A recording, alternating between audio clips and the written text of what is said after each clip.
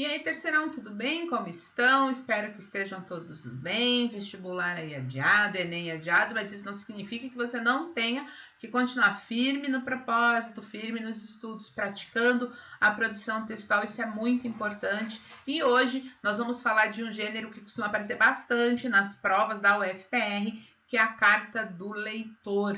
É bem importante que você entenda como funciona o gênero, porque a possibilidade de aparecer um texto na sua prova de redação da UFPR, que seja a carta do leitor, é bastante grande, ok? Então vamos lá. O que é uma carta do leitor, né? A carta do leitor, ela pertence ao que a gente chama de gênero epistolar, tá? Ela é muito importante para a gente por conta de fazer parte do rol de gêneros a serem cobrados no vestibular da UFPR. É um gênero discursivo em que se comenta uma matéria publicada em certo veículo de imprensa. Então, a carta do leitor, ele é um texto de natureza opinativa, tá? Você vai fazer um comentário em relação a algo que você tenha lido em um jornal, em uma revista, ou em um site, enfim, em qualquer veículo de imprensa.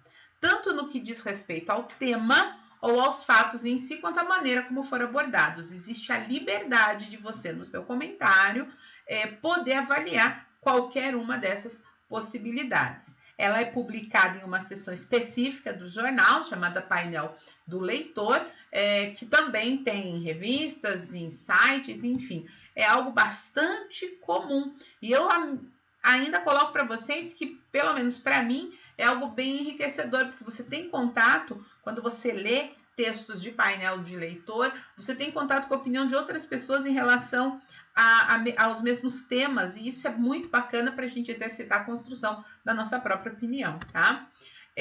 A carta do leitor, ela tem natureza dissertativa, como eu disse para vocês, o viés opinativo é muito pungente nesse tipo de texto. Então, para você poder produzir um bom comentário, precisa estar sempre muito bem informado. Já falamos muito sobre isso em nossas aulas, o quão é importante vocês terem informação para poder escrever com qualidade. Na carta do leitor, é importante mencionar o que está sendo comentado, tá? Então, faça a inserção da fonte de forma sucinta, mas faça.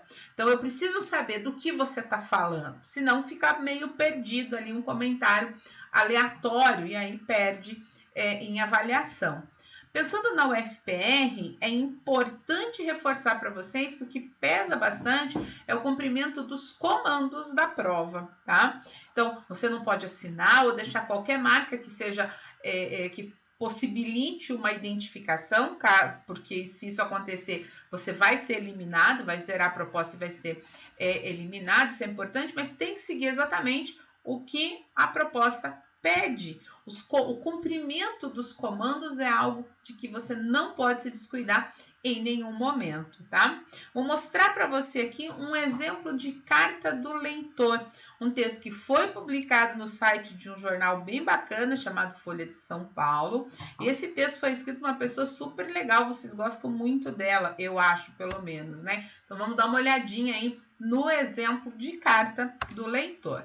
Então, o texto, né, ele faz parte, ele tá lá, ó, na folha online, né, painel do leitor, e é um comentário sobre uma matéria publicada em relação a um evento que aconteceu numa escola em São Paulo, em que os estudantes, eles destruíram a escola, quebraram toda a escola, atacaram o terror, a polícia foi chamada, aí como a polícia não pôde conter ali a fúria daqueles estudantes, acabou sobrando borrachada para todo mundo, enfim, um monte de gente foi presa, e aí várias pessoas comentaram, e esses comentários, eles tinham, como o próprio gênero Carta do Leitor permite, posicionamentos bem diferenciados. Então, o texto que você vai ver aí, ele é um comentário sobre um comentário feito em função daquela matéria. Olha só.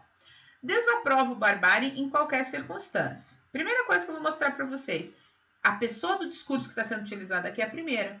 Pode, professora? Lógico que pode. O que você não pode? Está misturando, né? Mas se é um comentário seu, é pessoal, você pode fazer uso, sim, da primeira pessoa do discurso, tá? Desaprovo barbárie em qualquer circunstância. Em escolas, pior ainda. Agora, como já dizia Machado de Assis, o pior pecado é a propagação do pecado. Lamentável a atitude dos alunos da escola em São Paulo. Pior, o comentário feito pelo representante do movimento Comunidade de Olho na Escola Pública. Aí abri parênteses, né? Painel do leitor 14 do 11, ali já dei a fonte. Então, se a pessoa quiser saber do que comentário é esse, é o comentário que foi publicado no painel do leitor no dia 14 de novembro. Então, você tem que fazer essa menção para que o leitor saiba do que você está falando. Concordo que a reportagem se torna completa quando busca por todos os lados. Isso é compromisso com a informação e com os leitores. Mas justificar a atitude dos alunos pelo péssimo desempenho da escola é minimizar uma ação que deveria ser punida exemplarmente. Cabe ao Estado proporcionar educação de qualidade, ao professor ministrar aulas de qualidade, à polícia repreender desordem e à população cobrar o que lhe é de direito, além de cumprir os seus deveres. Pelo jeito, Estado, escola e alunos não estão fazendo a tarefa de casa. E aí, o que a gente tem que observar aqui? Veja, um posicionamento ficou muito claro aqui no texto. Eu fiz ali uma menção a um autor, Machado de Assis, e não foi aleatório, porque a ideia de o pior pecado é a propagação do pecado, o pior que fazer é ficar defendendo isso.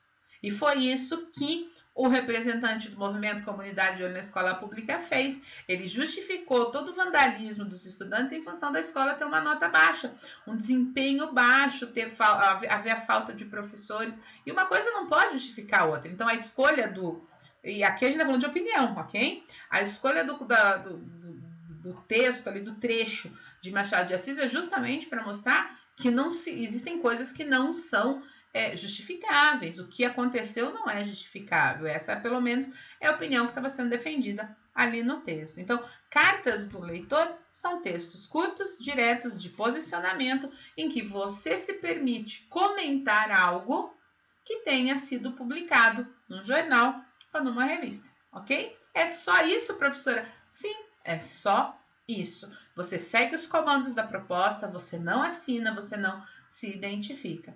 Ah, mas aí tem o seu nome. Sim, porque aqui foi publicado no painel do leitor da Folha Online.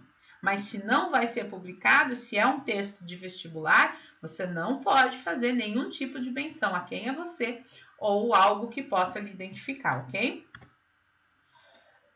Olha só a estrutura do texto, e isso é importante que você observe. Então, tem ali um posicionamento, tem referência ao conteúdo a ser comentado e tem lá no final o nome de quem escreveu o texto. É possível também fazer uso das iniciais, mas isso só se a proposta pede. E propostas de vestibular não pedem nome, ok?